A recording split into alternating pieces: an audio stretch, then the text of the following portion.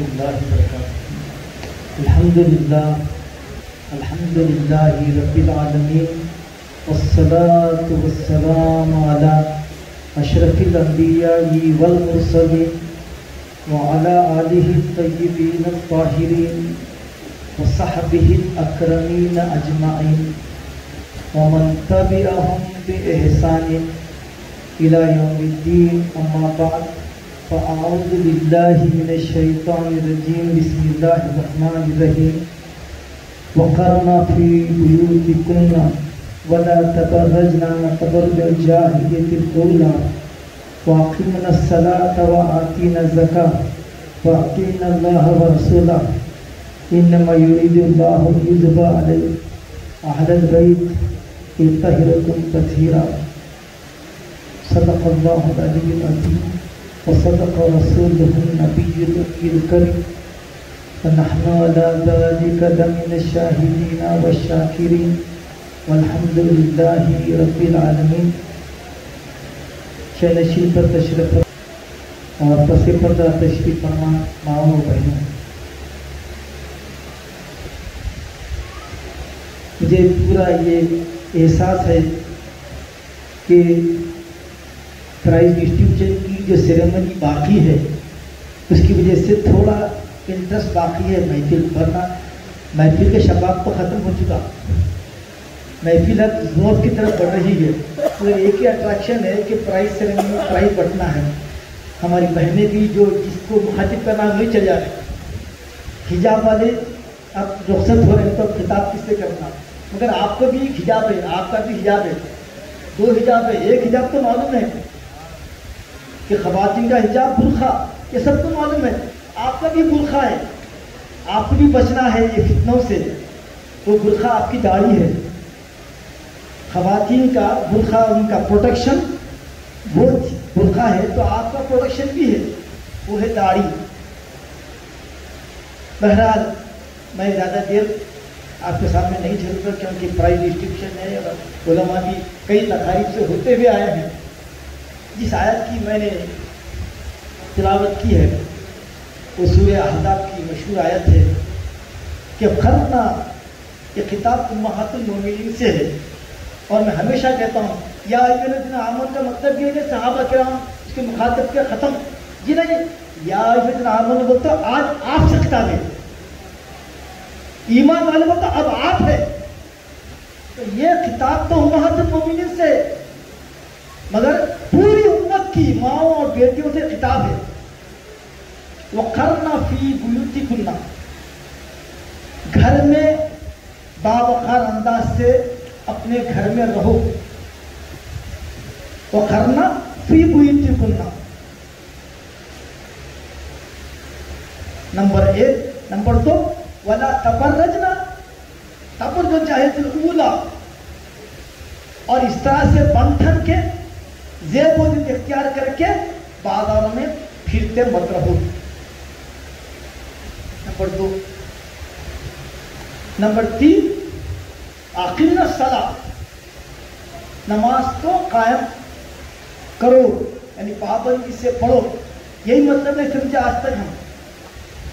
نماز رئیس کو ہی پڑھنا ہے، جوانی کو ہی پڑھنا ہے، عورت کو پڑھنا ہے، مرد کو پڑھنا ہے، مسافر کو پڑھنا ہے، مجاہد کو پڑھنا ہے، صحت میں پڑھنا ہے، بیماری میں پڑھنا ہے، فجر کی پڑھنا ہے، ظہر پڑھنا ہے، عصر پڑھنا ہے، مغرب پڑھنا ہے، عشاء پڑھنا ہے. یہی نہیں ہو رہا. وَأَقِمْنَا الصَّلَاةَ وَآتِينَا الزَّكَاةَ، اور زکوٰۃ بھی دیا کرو. خواتین سے خطاب ہے. سونا انہوں پہنتے شوہر زکوٰۃ دے دو. ہم کیا کریں گے سر؟ پھر پہنتے کیسا کہ ہاتھوں میں پیروں میں کانوں میں سب ہے، زکوٰۃ کا مسئلہ آتے ہی نہیں ہمارے پاس کہاں ہے. وہ آتین زکوٰۃ، زکوٰۃ بھی دینا عورتیں ضروری ہے. دینا جانتے دینا نہیں جانتے، مگر ایسا چل رہا سسٹم حیدرآباد میں، ہندوستان میں بھی چل رہا ہے، ایشیا میں، کہ بیچارے شوہر مجھے کیا بولتے ہیں مخل میں یہ سونا چاندی کس کا ہے جی، میں آپ کی، یہ سب آپ کا. بولتے تم اندر آتا ہوں، چلو ٹھیک ہے میں پڑھ لوں.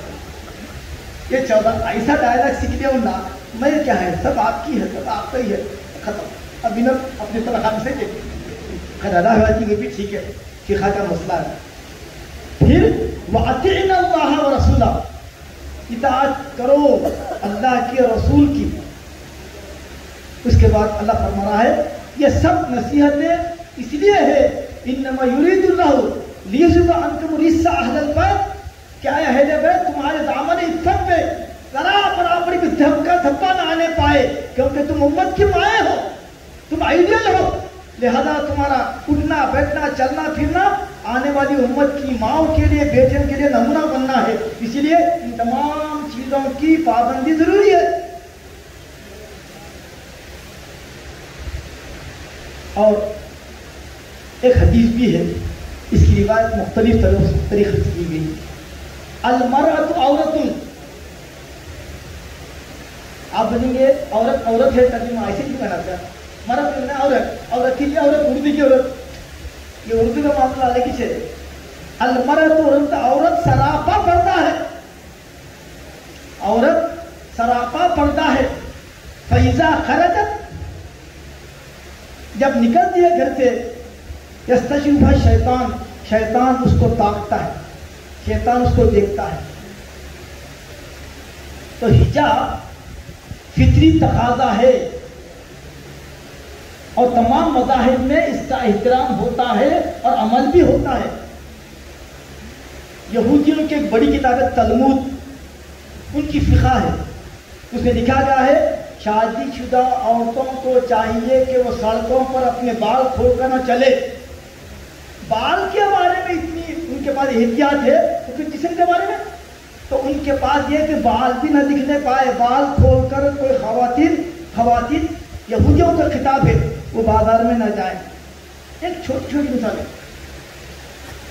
کرسچنوں کا عقیدہ آپ دیکھیں، وہ خیالی ہو فرضی ہو، حضرت بی بی مریم کی جو اسٹیچو ہے وہ تصویر ہے، پورا کا پورا پردہ، یہاں سے اوپر سے لے کے نیچے تک پردہ، صرف چہرہ دکھتا. تو مطلب کرسچنوں کے پاس بھی پردے کا تصور ہے. اور یہ بھی عجیب بات ہے کہ جن ممالک میں پردے کی مخالفت ہو رہی، حجاب کی مخالفت ہو رہی، وہاں کے راہبات، وہاں کے نن، ان کو پرمیشن ہے اسکارف کا. راہبات اور نن ان کو پرمیشن ہے حجاب کا، بال نہیں دکھنا اور ایک پورا جو ہے یہاں تک ختم تک کپڑے پہننا، یہاں تک رسیاں پہننا. ہمارے بھی حیدرآباد میں کئی کرسچن جو ہے ادارے ہیں نن سے برابر ان پر تصور ہے. اور ہندوؤں کے پاس تو بہت زیادہ. دیکھیں صاحب، یہ ہندوستان کی تاریخ بڑا عجیب تاریخ ہے. دنیا کے 5 بڑے سویلائزیشن میں ایک ہندوستان ہے جس کی اپنی تاریخ ہے، 5000 سال کی تاریخ ہے. پھر نبی کو بھی نہیں آنا جی، ارے تیرے کو نہیں معلوم ہے بھائی، کہیں بھی نہیں آنا، کہیں بھی نہیں آنا نبی. حضرت آدم تو سب سے پہلے یہیں پر آئے. سب سے پہلے عربی زبان ہندوستان میں بولی گئی. حضرت آدم سرندیپ میں اترے جو سری لنکا کا ایک مقام ہے. اور ہیڈ کوارٹر پہ کون آئے؟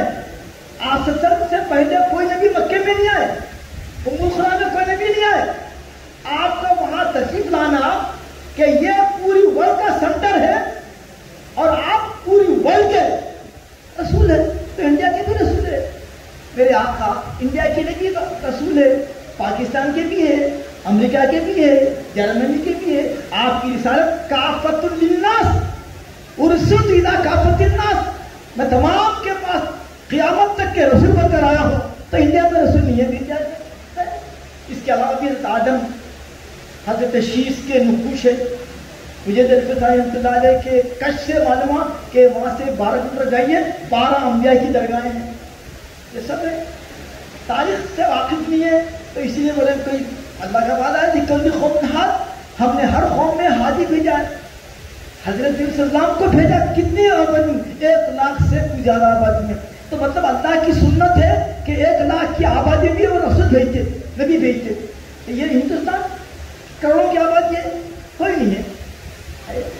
مگر نبوت کا دروازہ بند ہو چکا. اب وارثین نبوت اس سلسلے کو آگے بڑھائے اور الحمدللہ کام چل رہا ہے. ہندوستان میں حیدرآباد کو ایک امتیازی مقام حاصل ہے. چشتی چمن یہاں ہے، خادی چمن یہاں ہے، شرفی چمن یہاں ہے، قرآن اکیڈمی یہاں ہے، گرانے پیر کی توجہ خاص حیدرآباد پہ ہے. اور حضرت خواجہ غریب نواز اللہ علیہ کی خاص حضرت غیاث وزیر صاحب کی نیابت میں حضرت کا فیض پہنچ رہا. تو حیدرآباد کا جو ماحول ہے یہ آج اس یونیورسٹی کے صدقے میں عربی کے صدقے میں پورے انڈیا میں ہم جانے کا اتفاق ہوا. ہم کو جو ماحول اس طرح کا ہے کہیں بھی نہیں ہے. جو اہتمام، جو عقیدے کی سانچ، جو امن و امان ہے، آج جو بیٹھے میں جس کو احتشام سے جلسہ منعقد ہوا ہے یہ کسی اور جگہ ممکن نہیں ہے. یہ حیدرآباد میں بزرگوں کا تصرف ہے، اولیاء اللہ کی توجہ ہے. حضرات یوسف ہیں، حضرت شاہ رخ خطاب، پھر ہمارے حضرت فرماتے تھے یہاں بندن آباد جو ہے دکن کے قطب ہے، بندن آباد دکن کے قطب ہے. پورے ان کے خلفاء پھیلے ہوئے، کڑپا میں حضرت کے خلیفہ، یہاں خلیفہ ہمارے حضرت قبلہ جن کا آج جو ہے جن کے اس کے ذمن میں یہ محفل منعقد ہوئی. حضرت قبلہ ایک بات فرماتے تھے، میاں حیدرآباد کے 3 شخصیتیں ہیں اور ان کے اپنے کارنامے ہیں. حضرت محدث دکن، حدیث کے امام، حضرت ابوفا فقہ کے امام. ایسے امام زاہد کوثری، ڈاکٹر حمید اللہ، بڑے بڑے ابو خدا ایسا بیٹھتے ہیں ان کے سامنے. کون؟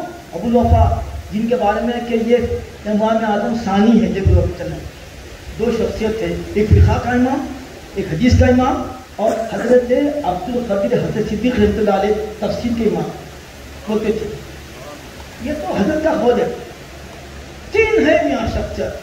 تو میں کہتا ہوں وہ 3 کے بعد فرشتہ نہیں ہے، وہ 3 کے بعد کاما ہے. اگر دیکھنا چاہتے ہیں وہ 3 in 1 چاہتے ہو ہم ابو الفاظ کو دیکھنا، ابو الفدا کو دیکھ لو. چاہتے ہو حدیث میں دیکھنا متقن کو، ابو الفدا کو دیکھ لو.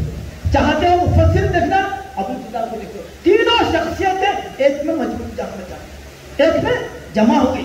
وہ ہے حضرت ابو الفدا،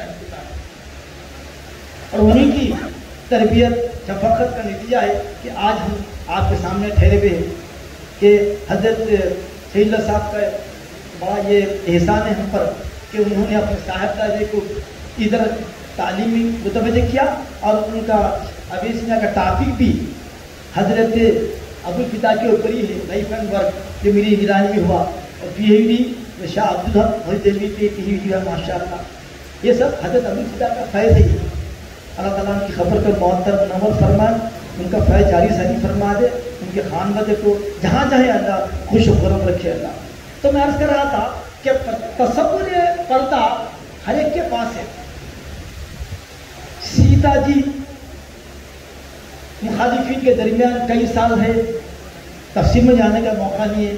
جب آ گئے واپس آ گئے تو پوچھے لکشمن سے کہ بھائی اپنی بھابھی کو پہچانو، بھابھی کون ہے؟ تو بولے 14 سال میں بھابھی کا ساتھ تھا، مگر میں نظر اٹھا کے بھابھی کو نہیں دیکھا، میں جانتا ہی نہیں کہ بھابھی کون ہے. اس میں نظر نہیں اٹھاتے، کم سے کم جھک کے دیکھو. ہاں میں بھابھی کے پیر دیکھا کرتا تھا، ان کی چین سے میں پہچانتا ہوں، ہاں یہ ہے بھابھی ہماری، سیتا جی یہ ہے. تو بولے میں 14 سال رہا اپنے بھابھی کا چہرہ نہیں دیکھا. یہ ہندوازم ہے. آج جو پردے کی مخالفت کر رہے ہیں ان کا مذہب سے کوئی تعلق ہی نہیں ہے. ارے خود ہندوازم کو دیکھ لو، رجمنٹ میں ہے خبردار کوئی بھی بغیر پردہ باہر نہ جائے. رجمنٹ میں پردے کی پابندی ہے. اور آپ دیکھو ہندو مذہب کے مورتیوں کو، ان کی دیویوں کو دیکھو، پورا سر کا پا دکھا دیتا ان کا، صرف چہرہ دکھتا. اب ذرا غور کرو، ان کے دیویاں، ان کی مورتیاں جو ہے نا پورے کے پورے سراپا پڑتا ہے اور اتنا چہرہ دکھتا. دیکھو نا. اور آج ہمارے ایک طبقے میں ماہوار طبقہ ہے اور بھی طبقہ ہے، شادیوں میں اپنا یودنینا من جلابیبہن کی تصویر ہے، وہ اپنا نقاب اتنا آگے لے آتے ہیں کہ ان کا چہرہ بھی چھپتا اور ان کا سینہ بھی چھپتا اور نظر بھی چھپتا. ہندوازم میں پردے تصور ہے، عیسائیت میں ہے، یہودیت میں ہے، اور اسلام تو فطری مذہب ہے. صاحب اسلام تو فطری مذہب ہے.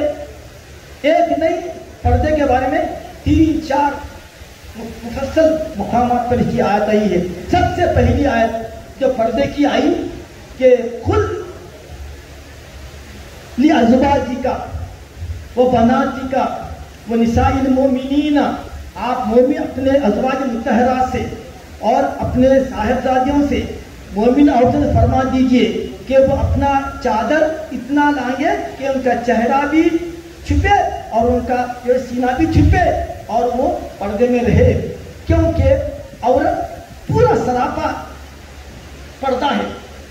نماز میں مرد کی ٹوپی نہیں ہے تو نماز ہو جاتی، مگر خواتین اگر بغیر پردوں کے نماز پڑھے بغیر وجہ تو نماز نہیں ہوتی ان کی، کیونکہ وہ بھی پردہ ہے، بال بھی پردہ ہے۔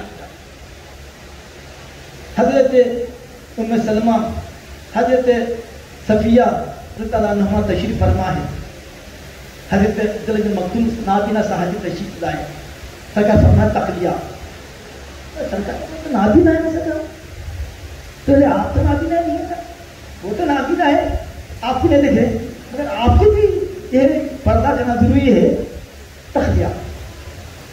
جی مہدی پٹنم میں مسجد عدلیہ کے پاس ایک پوسٹر تھا، اس میں سورہ نور کی آیت لکھی تھی، قل للمؤمنین یغضوا من ابصارہم، کہ مردوں سے کہہ دیجیے، مرد مومن سے نظریں اپنی نیچی رکھیں، مگر نیچے اور آیت بھی ہے قل للمؤمنات بھی ہے کہ عورتوں سے بھی کہیے کہ نظریں نیچی رکھے۔ تو وہ ایک پوسٹر تھا کہ جو ہے مرد تو نہ جھکا ہوا ہے، وہ خاتون میں دیکھ رہی اس کو، یہ کیا بھائی اس کی پرمیشن ہے کیا؟ دیکھنے کا عورت کو بھی پڑتا ہے اور مرد کو بھی پڑتا ہے، دونوں کو نہیں دیکھنا چاہیے، دونوں کے لیے غض بصر کا حکم ہے۔ اس پر عمل ہو گیا تو ماشاءاللہ معاشرے میں تبدیلی آتی، اصلاح آتی، اور شیطان کے تیروں میں سے ایک تیر ہے بد نظری، شیطانوں کے تیروں میں سے ایک تیر ہے۔ پردے کا اہتمام کرنے سے عورت کی عصمت عزت محفوظ رہتی، عورت ایک گھر کی زینت ہے اور ہر کا ایک فریضہ ہے۔ شوہر کا کام جانا، کمانا، محنت کرنا، گھر کی ذمہ داری پورنا، عورت کا کام باہر جانا نہیں ہے، عورت کا کام گھر میں رہنا، ان کی دیکھ بھال کرنا، شوہر کی خدمت کرنا۔ آج ایک سلسلہ صحابہ کی سجے بھی ہے، علی بھی تشریف فرمائے، سوال پوچھے کہ عورت کے لیے سب سے بڑی چیز کیا ہے، عورت کے لیے سب سے بڑی چیز کیا ہونی چاہیے؟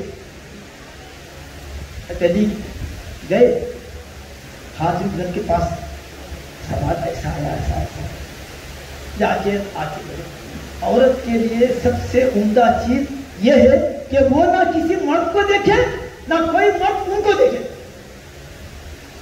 عورت کے لیے سب سے اہم چیز کیا ہے کہ وہ نہ مرد کو دیکھے اور نہ مرد اس کو دیکھے۔ آج آپ کو معلوم ہے میرے پاس کئی نوجوان آتے، family what's app social media دیکھ دیکھ کے ایک ایسی فیملی جو بہت ہی متقی پرہیزگار بیوی، روزے رہتے وہ تو نماز پڑھتے، تہجد پڑھتے، جوان بچیاں جوان بچے 22 سال شادی کے وقت آئی وانٹ ڈائپرس، کیا بھائی ارے بچوں نہیں جاؤ، کیونکہ چیٹنگ چل رہی کسی اور سے، چیٹنگ چلتے چلتے چلتے چلتے سر کو ایسی ہو گئی کہ شوہر سے پسند ہو گئی۔ تو یہ واٹس ایپ، یہ سوشل میڈیا پردے کو فاش کر دیا، پردے کا فرق سے اڑا دیا۔ تو سب سے پہلا اسٹیپ ہے حجاب کے کہ اپنی نظر نیچی رکھنا، مردوں کو بھی چاہیے کہ نظر نیچی رکھے، عورتوں کو بھی چاہیے کہ نظر نیچی رکھے۔ یہ اگر آپ اپنے گھر میں بھی اس کو اگر نافذ کریں تو بہت ساری خرابیاں دور ہوتی ہیں۔ ہم کو معلوم ہے کہ پردہ بس نقاب چھوڑ دیے، پردہ پہ وہ نقاب اور پردہ بھی اتنا اٹریکٹیو ہے کہ نہیں دکھنے والا بھی دیکھ رہا۔ حجاب ایسا ہونا کہ کوئی آپ کے پردے کی طرف توجہ نہیں کرنا، بالکل آرڈنری لباس نا، اور بغیر پردہ نکلنا یہ کیا ہے؟ نیک اور شریف عورتوں کا قرآن مجید میں ہے کہ ذالک ادنی ان یعرفن ولا یؤذین، پردہ اسی لیے کہ تاکہ لوگ سمجھ کہ یہ عزت دار عورت ہے، عزت والے گھرانے کی ہے، لہذا وہ آپ کو چھیڑیں گے نہیں، تکلیف بھی نہیں دیں گے۔ اسی طرح سے آپ اپنی طرف سے پردے کا داڑھی کا اہتمام کریں گے تو کوئی بھی آپ کو چیز بھی نہیں کرتا ہے، بھائی تو متوازی گرا کیا چیز کریں گے، ہم تو اتنے اندر کر دیں گے، ہم نے اس طرح ہماری کر دیں گے، ہم نے اس کی بگاڑنے جائیں گے، ہم عرصے چھیڑ جائیں گے، کوئی بھی نہیں۔ تو اصلاح دونوں کی طرف سے گھروں میں بھی یہ ہونا ضروری ہے۔ ہم دیکھ رہے ہیں کہ ساس پردے میں ہے، ساری خدمت میں ہے۔ دیکھیے بہت اہم بات بتا رہا ہوں، آخری بات، ساس ماں کا مقام ہے، दामाद बेटे का मुकाम है, रिश्ता हुर्मत मोहब्बत है, हमेशा का ये हराम है, वो पर्दे में है। और साली रिश्ते में खिदमत में है, बल्कि शादी ब्याह के मौके पर बीवी के हाथ से पहले साली के हाथ पकड़वा निशान चक के नाम है।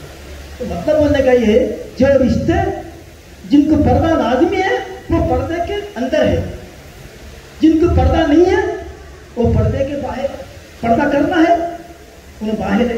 जिनको पर्दा नहीं एकदम से में सास अंदर है। तो हमारे घरों में कजिन्स को भी अगर आना है परमिशन लेके आना। हजरत मोहित खान की आखिरी बात सुन लीजिए, चचा भी अपनी भतीजी से पर्दा करना, चचा भी हकीकी है तो भतीजी से पर्दा करना, उसके खतो हाथ को नहीं गिनना और ये ख्याल नहीं करना ये बच्ची तो मेरे बच्चे के लिए जबरदस्त है, ये सोचना भी गुनाह की तरफ जाता, ऐसा सोचना भी गुनाह है।